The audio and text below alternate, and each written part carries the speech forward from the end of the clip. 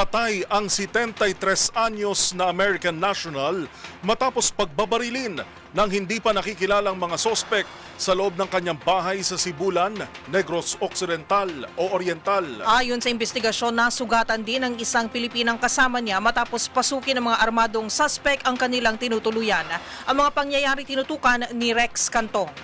Patay ang 73 years old na American national matapos binaril ng hindi pa nakilalang mga sospek sa loob ng kanyang bahay sa Proctres, Barangay Adjong, Sibulan, Negros Oriental.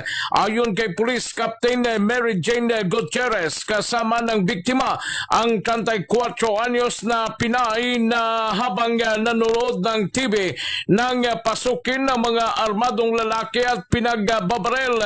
Isa sa mga sospek na armado ng baril ang tinamaan sa ulo ang biktima na ikinasawi nito, habang sugatan naman ang kasama nitong babae na patuloy na ginagamot sa Dumaguete City Hospital, habang patuloy naman na inaalam ng kapulisan kung ano ang motibo ng tatlong mga sospek na gumawa ng krimen. Para sa MBC TV Network News, ito si RH46 Rex Cantong, una sa Pilipinas, una sa Pilipino.